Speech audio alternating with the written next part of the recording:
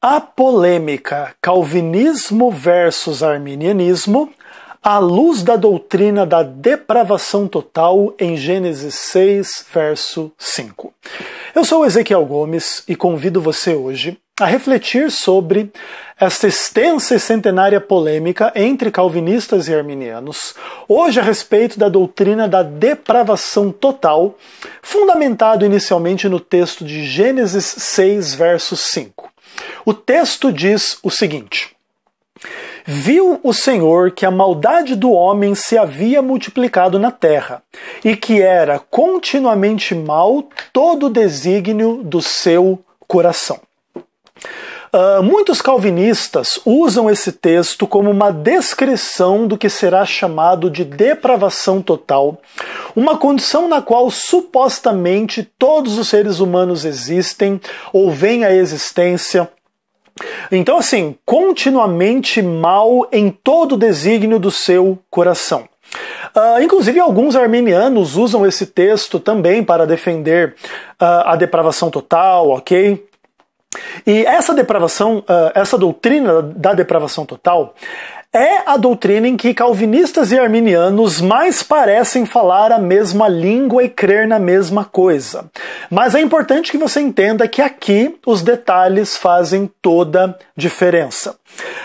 O calvinismo ensina a inabilidade do homem em evitar o mal, a parte da graça irresistível, e aí eleição incondicional, expiação limitada e etc, ok?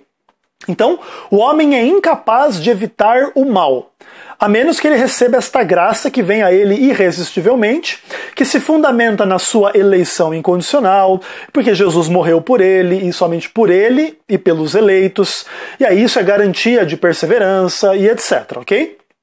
Então, em resumo, esta é uma visão calvinista da salvação, ok? No arminianismo se defende a inabilidade do homem em evitar o mal por si mesmo, a parte da graça preveniente ou da graça subsequente de Deus. Então, o arminiano também crê na inabilidade do homem em evitar o mal, mas assim, no ponto do homem estar sozinho, sem a graça preveniente ou sem a graça subsequente. Então, o homem só pode resistir ao mal capacitado pela graça de Deus, tá bem? Agora veja, será que essas duas visões são tão próximas quanto parecem? Então o homem é incapaz de evitar o mal, tanto no calvinismo quanto no arminianismo. E para o homem evitar o mal é necessário uma ação da graça. Aí no caso do calvinismo a graça é irresistível e no caso do arminianismo uma graça resistível. Inicialmente ela é preveniente e depois de aceita ela é subsequente, tá bem? No calvinismo é um pouco diferente, é a graça irresistível, que aí representa que aquela pessoa recebendo a graça deste nível, né, irresistível, ela é uma eleita e ela vai perseverar até o fim pela graça de Deus, tá bem? Então, aparentemente, as duas visões são próximas. O homem só pode evitar o mal pela graça de Deus. Agora, vamos avaliar esta questão da doutrina da depravação total e de como que se resolve a doutrina da depravação total à luz do capítulo 6 do livro de Gênesis como um todo, levando em conta, obviamente, as hermenêuticas, tanto calvinista quanto arminiana, no sentido geral, em torno dessas discussões teológicas, tá bom? O capítulo 6 do livro de Gênesis, inclusive eu exorto que todos leiam o capítulo inteiro, são 22 versos, é muito rico em personagens, imagens, temas, cenas muito importantes da história primitiva do nosso mundo. A partir do texto de Gênesis capítulo 6, nós podemos falar de temas como beleza, prazer, sexualidade. Podemos falar dos limites da ação do espírito no homem carnal, da maldade do homem, do arrependimento divino, da graça de Deus a Noé, da justiça e da perfeição de Noé em contraste com os antediluvianos, do juízo divino, da corrupção humana, da violência na sociedade humana, do dilúvio, da morte, do conceito de aliança, da família, da importância da família, da alimentação, a importância da alimentação e etc. Esses são os principais temas, assim vamos pensar um resumo de Gênesis capítulo 6, seus 22 versos. Agora, em grande medida, as diferenças entre calvinistas e arminianos se estabelecem e fluem de acordo com a extensão dos efeitos da queda à luz da forma como os efeitos são superados. Então a ideia é a seguinte: a doutrina da depravação total, ela parece ser parecida entre calvinistas e arminianos, mas é nessa doutrina que se estabelecem algumas diferenças muito importantes. Quais sejam? Os efeitos da queda na natureza humana, na sociedade humana, na experiência humana e etc. E como que esses efeitos são superados. Ok? Então, por exemplo, vamos falar um pouquinho de uma distinção temporal.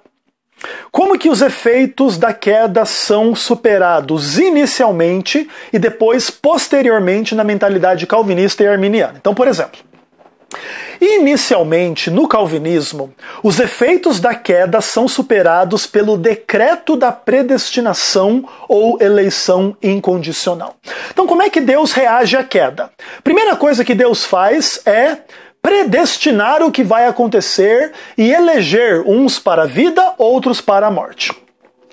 No arminianismo, os efeitos da queda são inicialmente superados pela graça preveniente. A primeira coisa que Deus faz após a queda é conceder graça preveniente a todos os seres humanos, mesmo para Adão e Eva, lá todo no simbolismo do sacrifício que vai cobrir a nudez deles e etc, desde o começo da existência humana, o pecado já lhe atinge e a graça preveniente já lhe atinge também.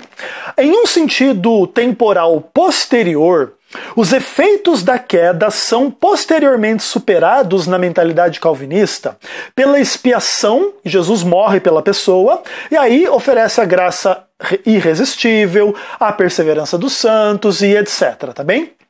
Então, após o decreto da predestinação, vem então a decisão de que Jesus vai morrer pelos predestinados, vai lhes conceder graça irresistível, e esses assim, predestinados, eles serão chamados, justificados, santificados, e no fim serão glorificados e etc. Então, posteriormente, depois do decreto, vem todo esse restante da tulipe, vamos pensar assim, em ação para a salvação do eleito. No arminianismo, posteriormente, os efeitos da queda são superados pela graça consequente. Então, inicialmente vem uma graça preveniente. A partir do momento que o ser humano aceita esta graça e aceita a Cristo e etc., entra em ação a graça subsequente para dar continuidade à obra de Deus na vida do homem, de maneira que a salvação antes e depois é obra da graça e sempre da graça, por isso o homem não tem merecimento e glória e etc, ok? Isso na mentalidade arminiana. No calvinismo, o decreto da predestinação fixa o que vai acontecer no futuro. Quem foi predestinado à salvação vai à salvação, quem foi predestinado à condenação vai à condenação. Então, lá na eternidade passada, no decreto da predestinação, todo o futuro está fixado para sempre. No arminianismo é diferente. No arminianismo, a graça preveniente possibilita o que vai acontecer no futuro, e aí as pessoas vão poder responder ou não ao evangelho, e em conformidade com as suas escolhas, elas vão colher a vida ou a morte, conforme o texto de Deuteronômio 30 também, tá bem? Então, basicamente, essas são algumas diferenças importantes da mentalidade e teologia calvinista para a mentalidade e teologia arminiana. Também, o calvinismo é monergista e faz com que tudo se reporte à vontade de Deus, seja a vontade revelada ou a vontade secreta. Então Deus é o único agente na salvação, Deus é o único agente na realidade, tudo acontece do jeito que acontece por causa da vontade de Deus. E aquilo que não é da vontade revelada de Deus é da vontade secreta, porque Deus ele tem que ser soberano sobre todas as coisas e em todas as circunstâncias, e nada pode acontecer em contrário à vontade de Deus. Então, por exemplo, se Deus não quisesse que um estupro acontecesse, e o estupro acontecesse, então a vontade do estuprador seria mais forte que a vontade de Deus. Para evitar esta lógica, o calvinismo diz, não, secretamente Deus queria que esse estupro ocorresse, e esse estupro ocorreu de acordo com a vontade secreta de Deus. Isso tudo em relação à queda, a todo pecado, a toda maldade, etc., para evitar a retórica de que o mundo saiu do controle de Deus e Deus perdeu o controle do mundo por causa do pecado. Então, o pecado, a queda de Lúcifer, de Adão e todo o pecado subsequente de todas as pessoas tem que poder ser referido à luz da vontade de Deus, ok? Esse é o monergismo, basicamente falando. No arminianismo, a coisa funciona diferente. O paradigma do arminiano é o paradigma do sinergismo. Então, nem tudo é da vontade de Deus, porque Deus deixou espaço à liberdade do anjo ou do homem, e se o anjo ou o homem usarem mal a sua liberdade, vão fazer algo contra a vontade de Deus. Mesmo que Deus seja soberano, ele é soberano para permitir que a sua vontade seja frustrada em respeito à liberdade da criatura. Isso não quer dizer que Deus prefere a liberdade da criatura do que a sua soberania ou do que a sua própria liberdade, mas aí é aquela questão assim, Deus, como soberano, pode soberanamente conceder uma medida de liberdade e ele decide soberanamente respeitar essa medida de liberdade na parte das criaturas, ok? No calvinismo, o homem é responsável pelo simples fato de Deus o responsabilizar. No arminianismo, o homem é responsável porque ele é responsável de fato. Ele, pela graça preveniente, pode escolher o bem ou o mal, e se escolher o mal vai sofrer consequências, se escolher o bem vai colher a salvação da graça de Deus. Então, nesse ponto, o calvinista ele não está preocupado em fundamentar a responsabilidade humana na liberdade humana. Para o arminiano isso é importante, porque sem liberdade, o arminiano crê que o homem não pode ser responsável por nada que ele venha a fazer, tá bom? Então, para ser responsável, o homem tem que ser responsável de fato e livre de fato. Também não quer dizer que o arminiano crê que a humanidade tem liberdade absoluta. Isso também não é verdade. Mas o arminiano crê que o ser humano tem alguma liberdade. E é em cima desta liberdade que ele pode pecar ou não pecar, e aí vai ser responsabilizado por um caso ou por outro. E também ele pode aceitar o evangelho ou não e vai ser responsável pelas escolhas que fizer nesta direção, tá bem? Última diferença entre uma coisa e outra, antes de eu falar de algumas críticas ao entendimento calvinista à luz de Gênesis capítulo 6, que é o texto que a gente está estudando hoje, na doutrina da depravação total. No calvinismo, o mal é mal porque Deus disse que é mal. E quando Deus faz uma coisa que supostamente é má, essa coisa se torna boa. Então, Deus falou que matar é pecado, é errado. Então independentemente de qualquer coisa. Por quê? Porque Deus disse. Se tornou mal porque Deus disse que é mal. E quando Deus mata, por exemplo, através do dilúvio, isso não é mal, isso é bom porque foi Deus que fez.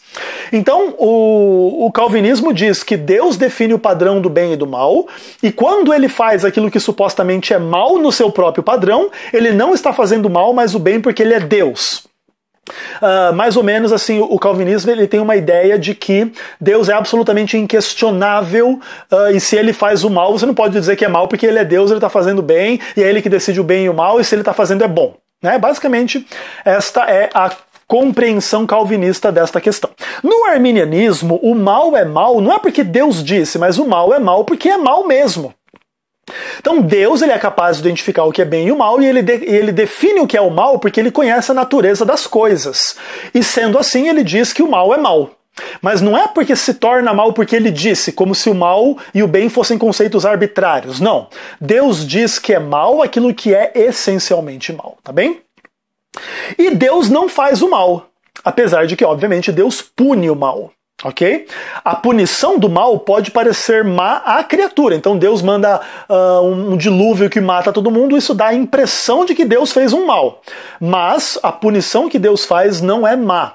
Obviamente porque Deus tem razões para assim fazer, e razões insondáveis, amplas, profundas, complexas. e etc, tá bom? À luz desses entendimentos calvinistas e arminianos, eu gostaria agora de oferecer algumas críticas ao entendimento calvinista da teologia de uma forma ampla e da soteriologia de uma forma específica, à luz do texto de Gênesis capítulo 6. Eu gostaria de dizer o seguinte: a referência ao arrependimento de Deus em Gênesis 6 impede o entendimento calvinista da predestinação e da soberania de Deus. Se realmente Deus fosse soberano e agente da predestinação nos termos em que o calvinismo ensina, não faria nenhum sentido falar do arrependimento de Deus. Também não estou dizendo que o arrependimento de Deus é igual ao arrependimento humano nos termos quando o ser humano faz algo errado. Não. O ser humano deve se arrepender porque fez algo errado. Deus se arrepende porque fez algo certo a quem demonstrou não ser grato e não corresponder a este correto que Deus fez. Então assim, Deus deu aos antediluvianos a vida, o prazer, a alegria, a oportunidade de salvação, a graça preveniente, etc. Deus deu a vida que deu para nós, deu a eles também. E tudo isso é bom, mas os antediluvianos, ao invés de se concentrarem e serem gratos e buscarem fazer o melhor deles e crer em Deus e ter fé e buscar obediência e etc, etc, eles decidiram desenvolver e expressar todo o mal no seu coração, nas suas práticas, nos seus relacionamentos, na sexualidade e em tudo mais.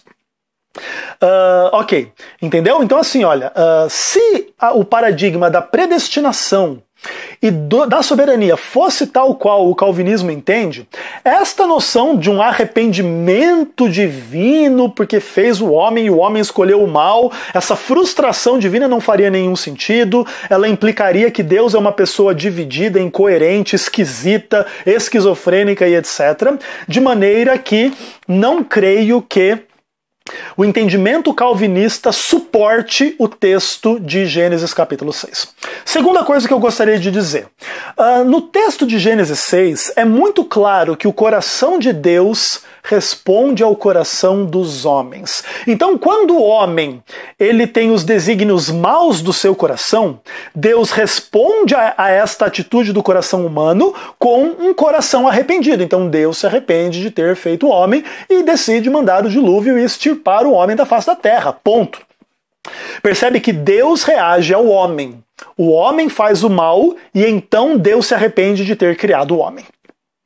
Também é verdade que o coração de Deus corresponde ao bem no homem, porque Noé achou graça diante do Senhor. E aí quando se explica isso, por quê? Porque Noé era homem justo e íntegro entre os seus companheiros.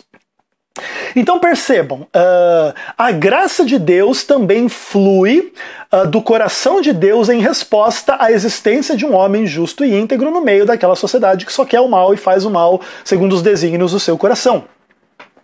Nesse ponto, existe um grande medo de que, então assim, olha, esta mensagem acabe implicando em mérito da parte de Noé. Então Noé, ele mereceu a graça porque ele era justo e íntegro lá entre os seus contemporâneos, tá? Agora, vamos lembrar uma coisa muito importante. A justiça e a integridade de Noé, elas são relativas, não absolutas. Noé não era um homem sem pecado, acima da humanidade, que mereceu ser salvo do dilúvio, mereceu a graça e mereceu alguma forma assim de, entre aspas, salvação. Não. Deus não tinha nenhuma obrigação de conceder graça a Noé. Noé também era pecador, ainda que fosse mais justo e mais íntegro do que os seus companheiros. Mas que existe uma relação entre o bem que uma pessoa faz e o bem que Deus corresponde a esta pessoa como consequência do bem dela, isso é inegável. Vamos pensar, por exemplo, Salmo 18, versos 25 e 26, a Bíblia diz: para com o benigno te mostras, com o íntegro também íntegro. Com o puro te mostras puro, mas com o perverso inflexível. Então, a Bíblia diz que para quem é bom, Deus é bom. Vamos pensar assim, para quem é justo, Deus dá graça. O próprio texto, um pouquinho antes disso, ele diz, no verso 24, retribuiu-me o Senhor segundo a minha justiça, conforme a pureza das minhas mãos na sua presença. Então, esta dinâmica de que a concessão da graça a Noé correspondeu à justiça e integridade dele, ela é correta, mas a gente não pode confundir isso com o mérito da parte de Noé, ou como se Noé não fosse pecador. Essas coisas não são verdades. De qualquer forma, a gente não precisa negar os fatos. No capítulo 7 de Gênesis, verso 1, se diz claramente que Deus deu graça a Noé porque ele era um homem justo entre os seus contemporâneos, etc. Numa boa, tá bem? Terceira crítica que eu gostaria de fazer ao entendimento calvinista. Só reforçando no ponto 2. Eu estou dizendo que isso é uma crítica ao entendimento calvinista porque o calvinismo diz o seguinte, que Deus ele tem que dar graça independentemente de qualquer coisa que exista no homem, porque senão é mérito do homem. Não. Deus ele pode dar graça porque ele viu o bem no homem, mesmo que o homem nesse bem não mereça a graça. Então eu creio que o paradigma bíblico ele é um pouquinho mais complexo do que o paradigma calvinista nessa questão. Terceiro ponto. Eu creio que Noé é uma espécie de contraponto ao homem de Gênesis 6, verso 5.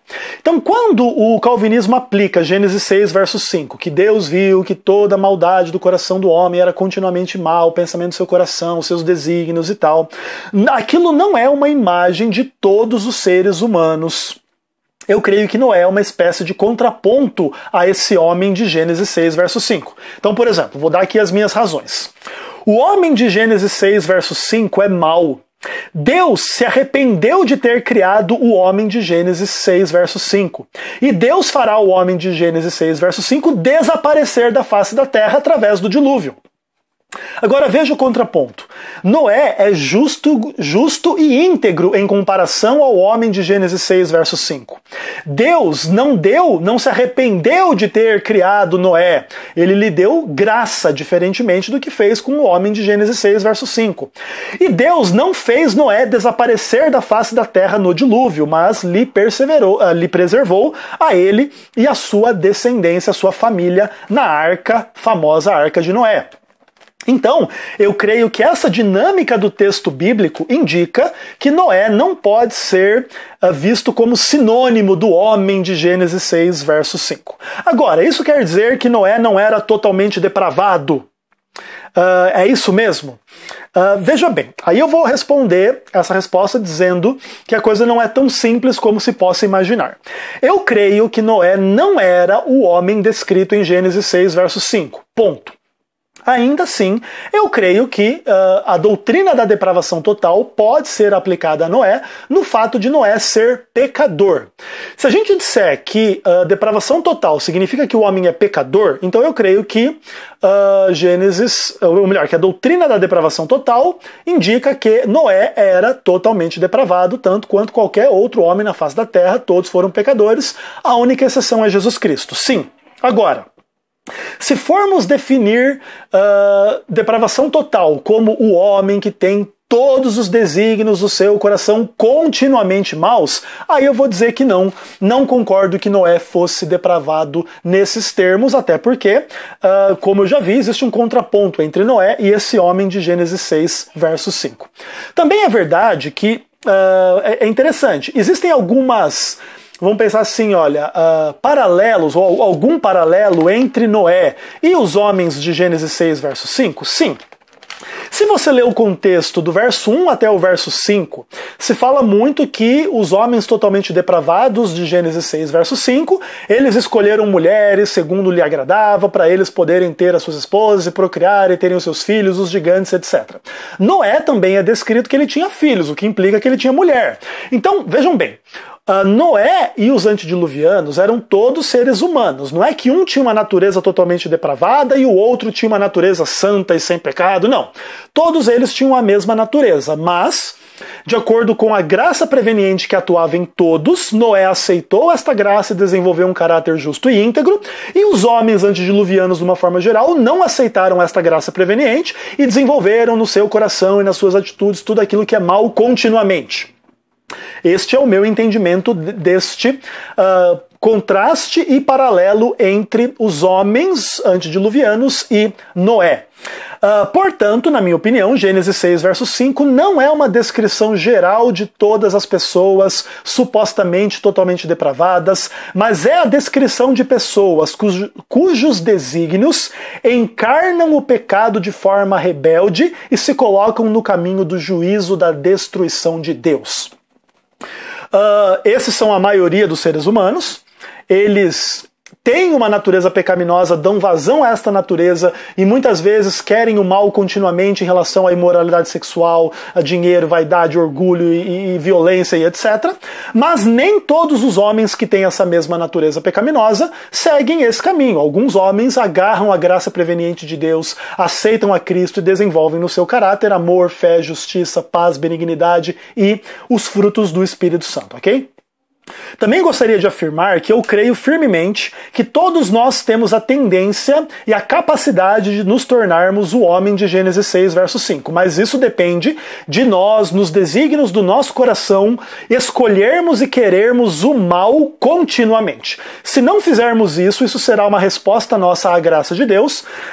Poderemos desenvolver um caráter diferente deste descrito em Gênesis 6, verso 5, mas isso será glória a Deus que nos deu esta graça de assim desenvolvermos o nosso caráter, tá bem? Pela graça de Deus, podemos seguir um caminho diferente deste de Gênesis 6, versículo 5.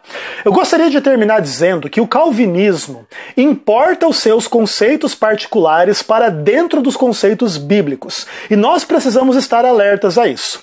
E não devemos capitular ao entendimento calvinista, mesmo quando ele pareça ser ortodoxo, inofensivo ou correto em sentido geral. O ortodoxo já inclui esta noção. Porque é o seguinte, tem algum problema a gente dizer que o homem é totalmente depravado, é pecador e etc? Não. Mas existe um problema da gente dizer que esta depravação total implica que todo homem só quer o mal continuamente no seu coração, etc, etc, etc. Esta não é a verdade, porque Deus implantou na natureza humana uma graça. E se o homem corresponder a esta graça, ele pode escapar de ser o homem de Gênesis 6, verso 5, e a glória, neste caso, será somente a Deus, ok? Nem todas as pessoas são corretamente descritas de acordo com Gênesis 6, versículo 5. Isso não é uma negação da depravação total, mas é uma negação de que Gênesis 6, 5 seja uma descrição acurada da condição pecaminosa de todas as pessoas. Ela só é uma descrição acurada da natureza ou dos seres humanos que escolhem continuamente o mal, rebelando-se contra a graça de Deus.